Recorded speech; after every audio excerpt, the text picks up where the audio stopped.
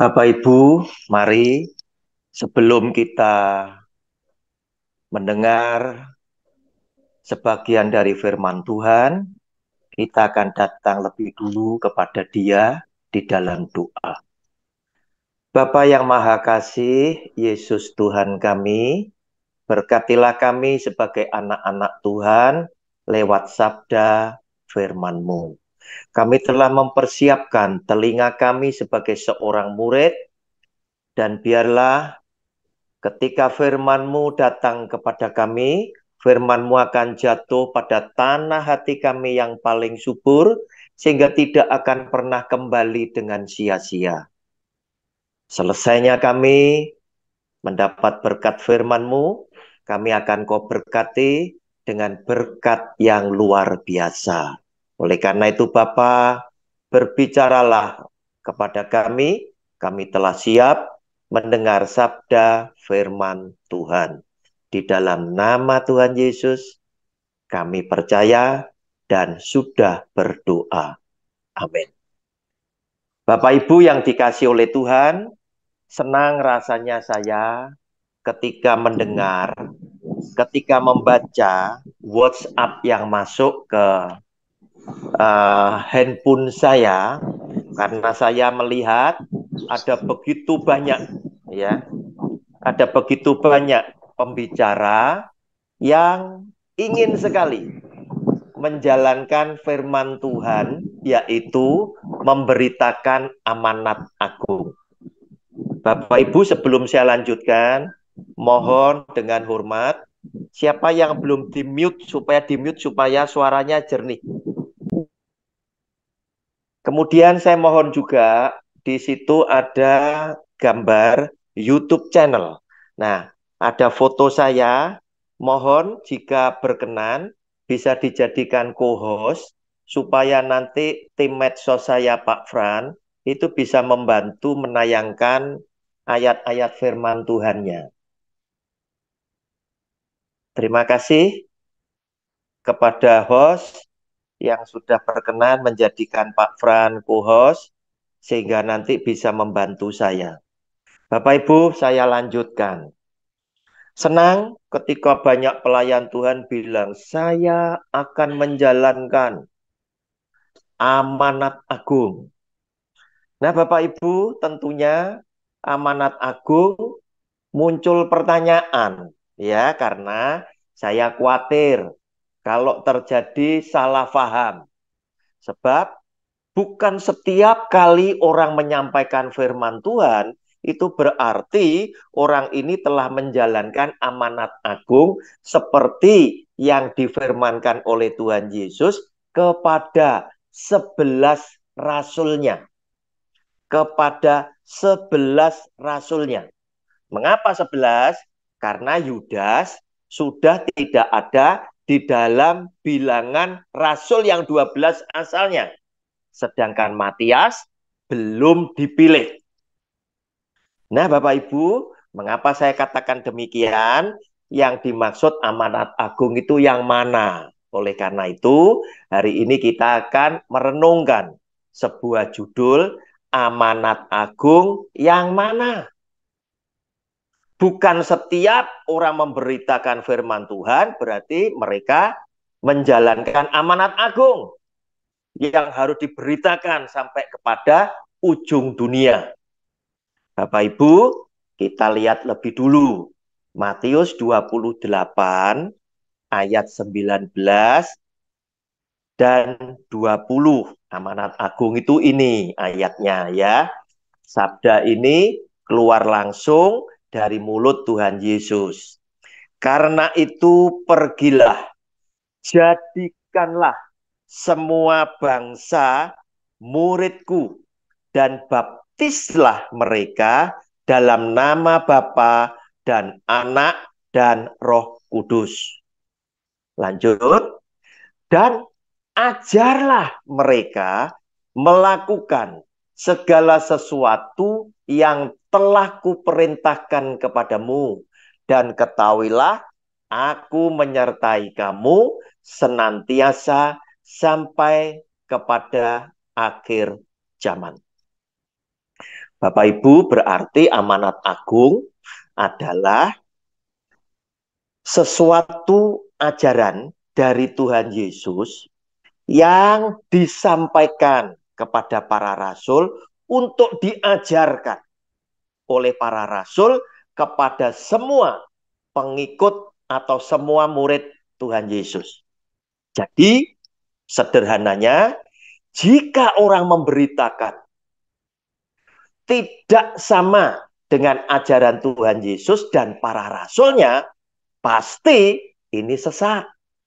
Sebab yang disebut amanat agung itu jelas ajaran Kristus yang dipesankan oleh Tuhan Yesus kepada para rasulnya agar para rasulnya mengajarkan kepada para murid, yaitu saudara dan saya dan para pengikut, sehingga mereka meneladani Yesus Kristus Tuhan dengan segala gaya hidup Kristus. Bapak Ibu, mengapa saya harus memperingatkan hal itu? Amanat agung yang mana? Sebab kita patut mewaspadai. Sebab Yesus yang adalah Tuhan itu sendiri memberikan peringatan kepada kita yang pertama pada Matius pasal 7 ayat 15. Matius 7 ayat 15. Nanti kita akan baca beberapa ayat. Waspadalah terhadap nabi-nabi palsu yang datang kepadamu dengan menyamar seperti domba, tetapi sesungguhnya mereka adalah serigala yang buas. Ini adalah peringatan daripada Tuhan Yesus bahwa di akhir zaman yang palsu-palsu itu muncul. Bacaan-bacaan lain juga mengingatkan kepada saudara dan saya, Matius 24 dan seterusnya, bahwa yang palsu-palsu itu akan muncul. Dan mereka tidak segan-segan pakai nama Yesus Kristus Tuhan. Sebab apa? Yang palsu di dalam penyamarannya, supaya tidak segera tertangkap basah kepalsuannya, maka dia tetap harus bilang bahwa Yesus adalah Mesias. Yesus adalah Tuhan. Nah, Bapak Ibu, selanjutnya Tuhan Yesus bilang pada ayat ke-16, dari buahnya lah kamu akan mengenal mereka. 16, dari buahnya lah kamu akan mengenal mereka. Dapatkah orang memetik buah anggur dari semak duri atau buah ara dari rumput duri? Nah, saudara, bicara tentang buah, itu bicara tentang kualitas iman. Bukan bicara tentang jumlah. Nah, banyak orang berpikir, jemaat awam, ya, buah itu adalah jumlah jemaatnya, jumlah cabang gerejanya. Bukan itu, saudara. Yang dimaksud oleh Tuhan Yesus buah adalah kualitas iman para pengikutnya. Zaman sekarang ada banyak gereja besar, ada gedung-gedung gereja megah dibangun, dipenuhi dengan banyak jiwa. Apakah menjamin jumlah jiwa orang Kristen bertambah? Itu yang perlu dipikirkan.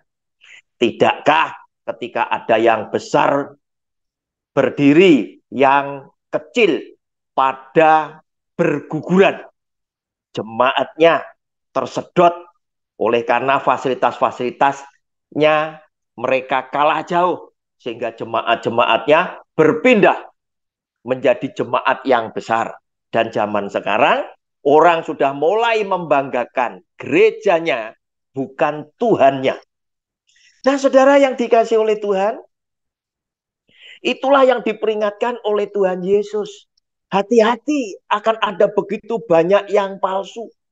Sehingga mereka akan mengajarkan ajaran-ajaran yang berbeda dengan ajaran Kristus dan ajaran para rasulnya. Karena Rasul Paulus pun ternyata mengingatkan kepada saudara dan saya pada Galatia pasal 1. ayat ke-6 dan yang ke-7.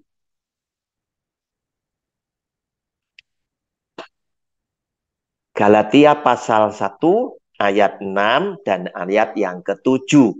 Yang demikian bunyi sabda firman-Nya. Aku heran bahwa kamu begitu lekas berbalik daripada dia.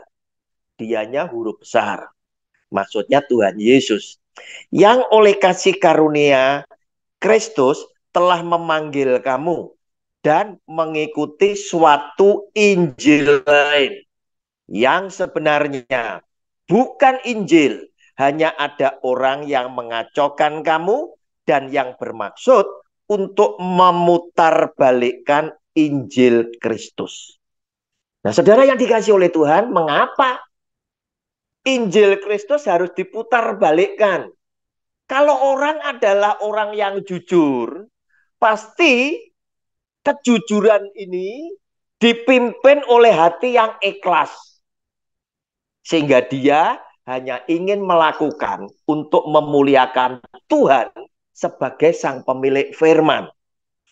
Tetapi ketika orang memutarbalikkan firman, berarti dia tidak punya kejujuran.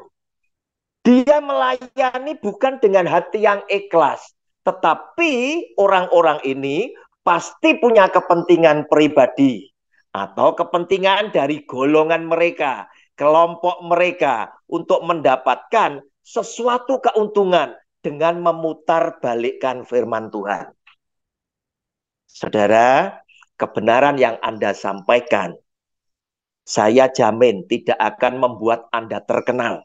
Sebab apa? Sama seperti Yesus Kristus Tuhan ketika dia datang dan dia menyampaikan satu kebenaran, akibatnya apa?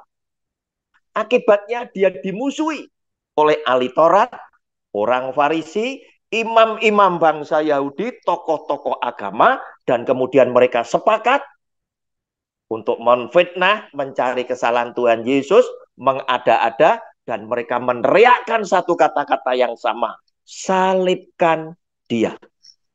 Nah, saudara yang dikasih oleh Tuhan, lebih jauh lagi Rasul Paulus memperingatkan di dalam 2 Korintus pasal 11. 2 Korintus pasal 11 ayatnya yang keempat.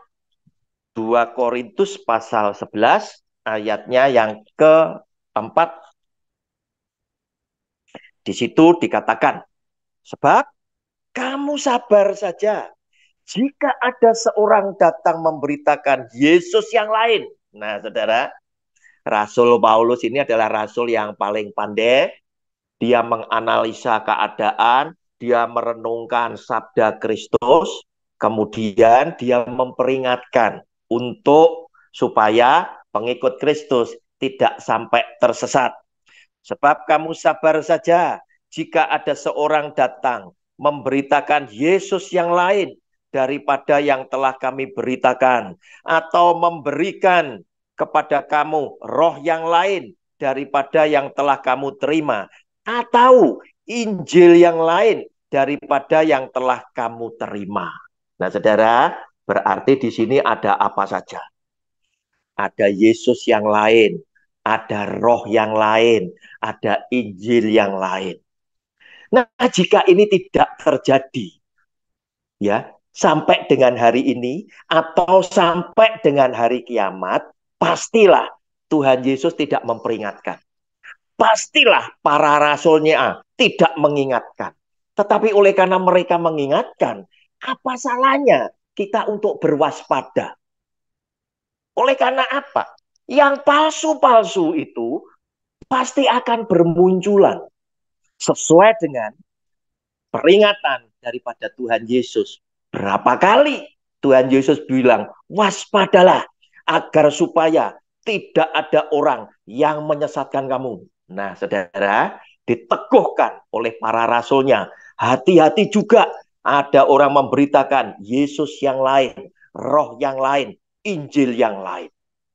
Nah, saudara, setiap orang yang memutarbalikkan, setiap orang yang berdusta, setiap orang yang berbohong, Pasti mereka ingin mendapatkan keuntungan untuk dirinya bersama keluarga atau untuk kelompok mereka. Jika tidak, buat apa mereka mesti lakukan?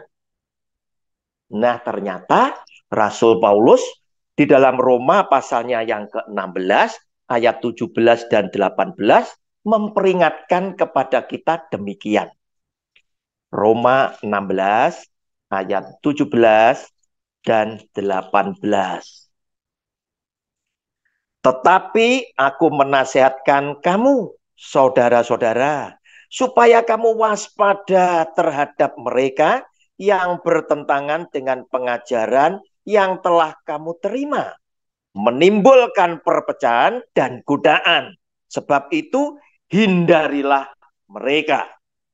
Sebab orang-orang demikian tidak melayani Kristus Tuhan kita, tetapi melayani perut mereka sendiri. Dan dengan kata-kata mereka yang muluk-muluk dan bahasa mereka yang manis, mereka menipu orang-orang yang tulus hatinya. Nah, saudara yang dikasih oleh Tuhan, lihat, saudara mesti teliti. Di tengah-tengah hidup orang Kristen saat ini, pengajaran-pengajaran yang menimbulkan perpecahan pakai sebagai bahan perenungan. Buka Alkitabmu, baca dengan teliti, pelajari dengan sungguh-sungguh apakah pengajaran yang menimbulkan perpecahan saat ini, mana yang benar, Alkitab sebagai wasitnya. Saudara, hati-hati. Ayat 17 sudah memperingatkan, ya, yang bertentangan dengan pengajaran yang telah kamu terima, menimbulkan perpecahan dan godaan. Nah, saudara, saudara mesti waspadai, saudara mesti teliti kembali, saudara mesti baca, renungkan kitab suci, karena kitab suci adalah wasitnya. Bapak Ibu, kenapa saya katakan demikian? Tuhan Yesus bilang, aku datang bukan untuk menghakimi dunia, tetapi aku datang untuk menyelamatkan. Tentang orang yang tidak mendengarkan firman-Ku. Hakimnya sudah ada, yaitu firman yang sudah aku katakan. Itulah yang akan menjadi hakim bagi mereka pada akhir zaman. Berarti apa? Alkitab ini. Ini hakimnya, ini wasitnya. Oleh karena itu, ketika ada pro dan kontra di kehidupan orang-orang Kristen, saudara bertindaklah bijak. Baca Alkitab. Teliti dengan seksama. Renungkan. Pertentangan itu pasti tidak dua-dua benar. Tidak dua-dua salah. Salah satu benar, salah satu salah. Saudara renungkan. Dan Alkitab selalu benar. Saudara yang dikasih oleh Tuhan, ayat ke-18. Sebab orang-orang demikian tidak melayani Kristus, Tuhan kita, tetapi melayani perut mereka sendiri. Berarti ada sesuatu yang dicari oleh mereka, yaitu mengenyangkan perut mereka sendiri. Mereka dengan kata-kata yang muluk-muluk, kata-kata yang manis-manis, kata-kata yang bombastis, dengan tujuan apa? Memperoleh keuntungan daripada jemaat. Saudara, ini tidak pernah dilakukan oleh Tuhan Yesus, oleh para rasulnya. Buktinya, Tuhan Yesus dan semua rasul, murid-murid rasul, tidak ada yang hidup berkelimpahan secara jasmani. Bahkan Rasul Paulus bilang, emas, perak, dan pakaian dari kalian, aku tidak pernah menginginkan. Luar biasa, loh, saudara. Namun, apa yang terjadi dalam kehidupan kita saat ini, banyak pendeta hidup berkelimpahan. Bahkan banyak orang bilang, mereka adalah kelompok-kelompok hamba Tuhan yang hidup secara hedonisme. Bermewah-mewah. Siapa yang kau teladani? Masihkah orang-orang yang demikian berani berkata, kami mau lakukan amanat agung? Saudara yang dikasih oleh Tuhan, pikir baik-baik. Dan lagi, Rasul Yohanes itu mengingatkan kepada saudara dan saya bahwa Anda tidak boleh menerima semuanya. Artinya, dianggap semuanya adalah asli daripada Tuhan. Walaupun mereka bilang, Yesus adalah Mesias. Yesus adalah Tuhan. Dan mereka berdoa di dalam nama Tuhan Yesus. Bapak Ibu, kita sebagai orang Kristen diajar tentang hukum kasih. Kita sebagai orang Kristen yang percaya kepada Tuhan Yesus sudah dididik. Tidak pernah punya hati siap kepada seseorang. Tetapi ternyata Rasul Yohanes memberikan peneguhan bahwa kita mesti menaruh waspada. Kita harus curiga. Kamu ini, pembicara ini, berasal dari mana? Dari roh Kristus atau dari roh antikristus?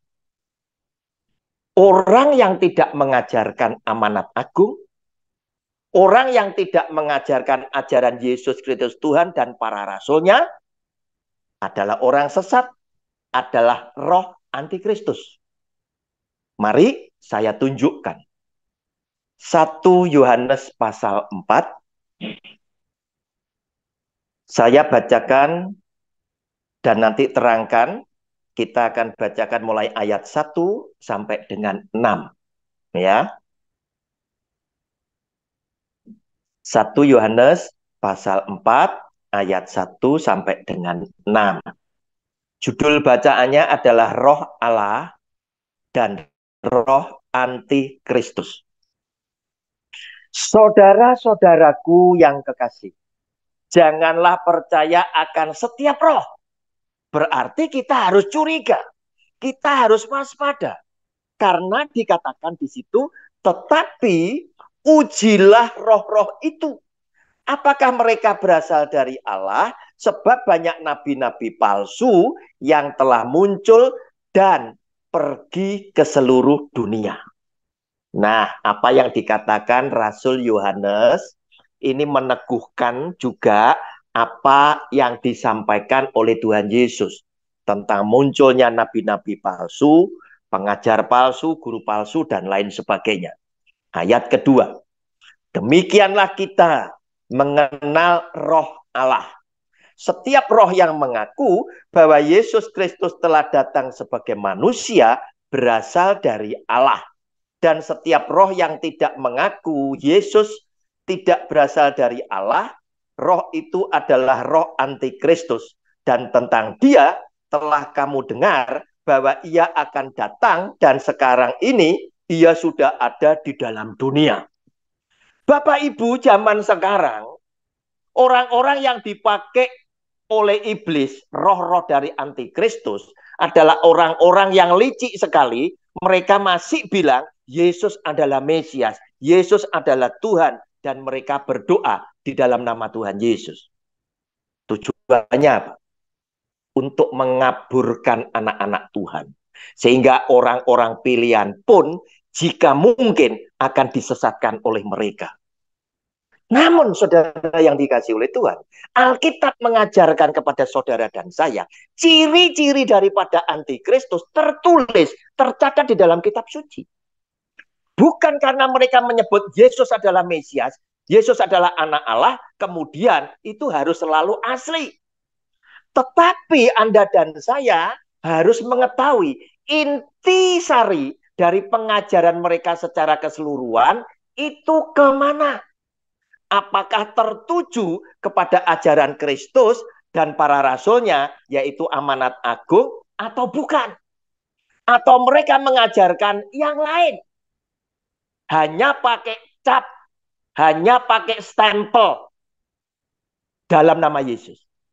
Ini yang dimaksud Tuhan Yesus. Banyak orang pakai namaku. Nah, saudara, kita lanjutkan ya. Ayat keempat. Kamu berasal dari Allah. Anak-anakku, Dan kamu telah mengalahkan nabi-nabi palsu itu.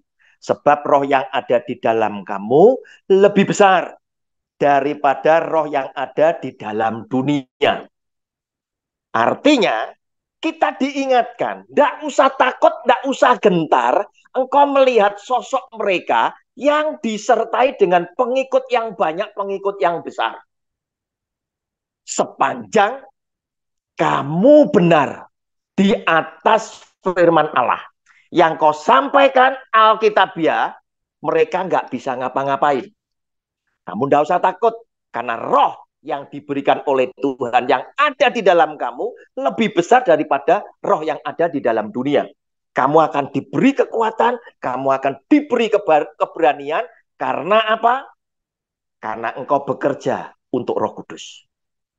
Saudara, kenapa dikatakan demikian? Lihat, ini telah dibuktikan, ya, telah dibuktikan oleh orang yang namanya Petrus dan Yohanes. Ketika mereka harus menghadapi sidang Mahkamah Agama.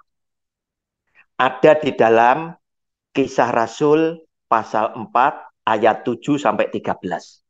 Kita loncat dulu ke sana, nanti kita kembali ke 1 Yohanes pasal 4 ya. Kita lihat lebih dulu ya. Ini yang membuktikan bahwa roh yang ada di dalam kamu lebih besar daripada roh di dunia. Kita lihat Kisah Rasul pasal 4 mulai ayat 7 sampai 13. Saya bacakan. Kisah Rasul pasal 4. Lalu Petrus dan Yohanes dihadapkan kepada sidang itu dan mulai diperiksa dengan pertanyaan ini. Dengan kuasa manakah atau dalam nama siapakah kamu bertindak demikian itu? Maka jawab Petrus, perhatikan saudara, penuh dengan Roh Kudus. Nah saudara, ada begitu banyak pengajaran yang berkata, orang kalau penuh dengan Roh Kudus berbahasa roh. Tidak saudara. Roh Kudus itu berkarya sesuai dengan kehendak Dia. Ternyata Petrus dan Yohanes yang penuh dengan Roh Kudus diberi keberanian. Karena roh yang ada di dalamnya adalah Roh Kudus. Lebih besar daripada roh yang ada di dunia. Sehingga dia berani memberikan kesaksian tentang Yesus Kristus Tuhan melawan para pemimpin agama yang menyidangkan mereka berdua.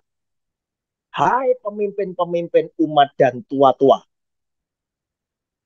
Jika kami sekarang harus diperiksa karena suatu kebajikan kepada seorang sakit dan harus menerangkan dengan kuasa manakah orang itu disembuhkan, maka ketahuilah oleh kamu sekalian dan oleh seluruh umat Israel bahwa dalam nama Yesus Kristus, orang Nazaret yang telah kamu salibkan, tetapi yang telah dibangkitkan Allah dari antara orang mati, bahwa oleh karena Yesus itulah orang ini berdiri dengan sehat sekarang di depan kamu. Yesus adalah batu yang dibuang oleh tukang-tukang bangunan, yaitu kamu sendiri. Namun ia telah menjadi batu penjuru. Dan keselamatan tidak ada dalam siapapun juga selain di dalam Dia. Sebab di bawah kolong langit ini tidak ada nama lain yang diberikan kepada manusia yang olehnya kita dapat diselamatkan. Ketika sidang itu melihat keberanian Petrus dan Yohanes dan mengetahui bahwa keduanya orang biasa yang tidak terpelajar, heranlah mereka dan mereka mengenal keduanya sebagai pengikut Kristus. Saudara, Anda dan saya adalah pengikut Kristus. Seharusnya seperti inilah kita bersikap. Kita tidak pernah merasa takut dengan yang lebih besar daripada kita. Sebab roh yang ada di dalam kita adalah Roh Kudus, adalah Tuhan sendiri, lebih besar daripada roh dunia. Kita berani melawan kumpulan yang lebih besar yang menyelewengkan ajaran Tuhan Yesus dan para rasulnya. Karena mereka memberitakan, bukan memberitakan amanat agung. Saudara, kita sekarang kembali kepada 1 Yohanes pasal 4 ayat yang kelima. 1 Yohanes 4 ayat yang kelima. Kita lihat intinya. Roh antikristus itu mengajarkan apa? Pendeta-pendeta besar saat ini itu sedang mengajarkan apa? Pembicara-pembicara hebat itu sedang membicarakan, mengajarkan inti apa? Sehingga kita bisa menangkap kamu berasal dari roh Allah atau roh antikristus. Saudara, cirinya adalah ini. Mereka berasal dari dunia.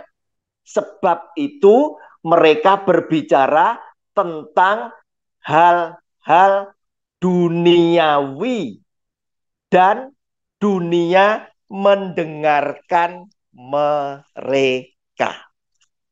Saudara, ketangkap sudah oleh kita, ya. Mereka walaupun memakai nama Tuhan Yesus, kalau pembicara itu selalu di dalam khotbahnya bicara tentang hal-hal duniawi dan jemaatnya mendengarkannya, dia tidak menyaksikan Yesus yang mati di atas kayu salib, yang dibangkitkan pada hari yang ketiga, yang naik ke surga, yang nanti akan datang menjadi hakim buat orang hidup dan yang mati, pastilah mereka adalah roh antikristus. Sebab hal-hal duniawi inilah yang selalu dibicarakan. Dan jemaatnya mendengar, jemaatnya suka. Nah, saudara yang dikasih oleh Tuhan, sebagai penutup daripada khotbah saya, hal-hal duniawi itu berarti kan isi dunia. Kita hidup di dunia, Rasul Paulus mengingatkan, jangan menjadi seperti dunia ini. Tetapi berubahlah oleh akal budimu. Sehingga engkau bisa mengetahui apa yang baik, apa yang dikehendaki oleh Tuhan. Rasul Paulus mengingatkan lagi loh, jangan seperti dunia ini. Kita ingin tahu. Yang dibicarakan tadi adalah hal-hal duniawi oleh antikristus. Apa isi dunia? Ternyata Alkitab kita mencatat. Dunia isinya ada 3. Sama seperti yang dikatakan oleh iblis setan. Saat Yesus Kristus Tuhan dicobai di padang gurun. Ubah batu jadi roti. Yaitu tentang kedagingan. Dibawa ke tempat tinggi, ditawarkan isi dunia, kemegahan dunia, dan segala kuasanya. Asal engkau menyembah kepadaku. Kata iblis begitu. Tetapi Tuhan Yesus bilang apa? Ada tertulis. Setiap orang harus menyembah hanya kepada Allah saja. Bukan kepada iblis. Walaupun iblis menawarkan segala kemegahan dunia. Berikutnya, emosional Tuhan Yesus yang ditantang. Jika engkau anak Allah, terjun dari atas ke bawah. Bukankah engkau dijamin bahwa malaikatnya akan menatang engkau dengan tangannya, sehingga kakimu tidak terantuk kepada batu. Saudara, inilah isi dunia. 1 Yohanes pasal 2 ayat 15 dan 16 sebagai penutup khotbah saya.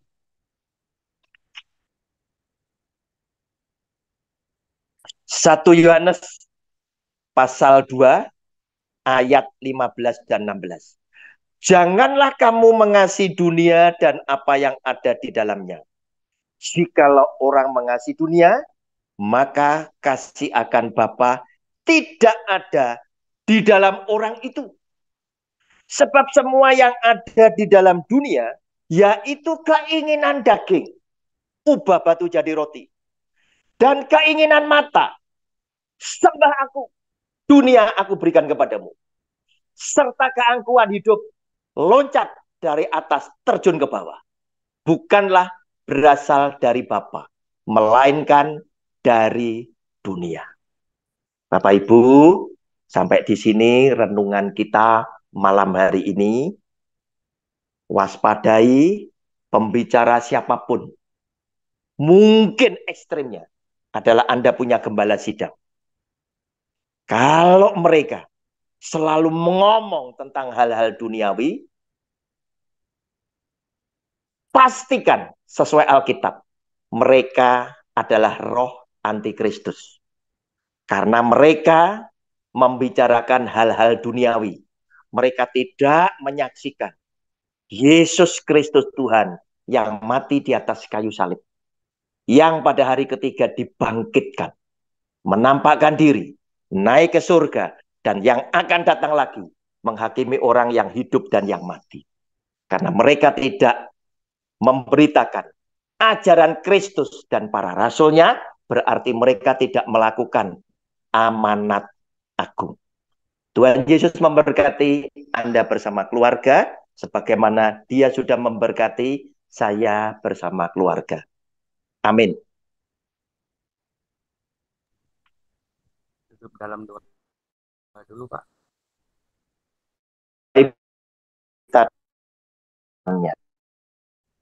Yesus yang baik, terima kasih Tuhan sudah memberkati kami dengan firman-Mu.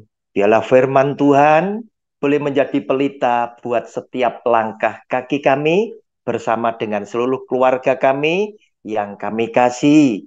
Sehingga kami sebagai anak-anak Tuhan boleh senantiasa ada di dalam gandengan tangan kanan-Mu dan kami boleh berjalan bersama Tuhan Yesus melewati jalan benar dan selamat yang Tuhan Yesus sudah siapkan buat kami. Kami senang Tuhan bukan sekedar mendengar doa kami, tetapi doa yang kami naikkan, kami percaya Tuhan sudah dengar. Dan kami yakin yang kau dengar adalah yang saat ini sudah Tuhan Yesus kabulkan. Di dalam nama Tuhan Yesus, kami percaya dan sudah berdoa. Amin.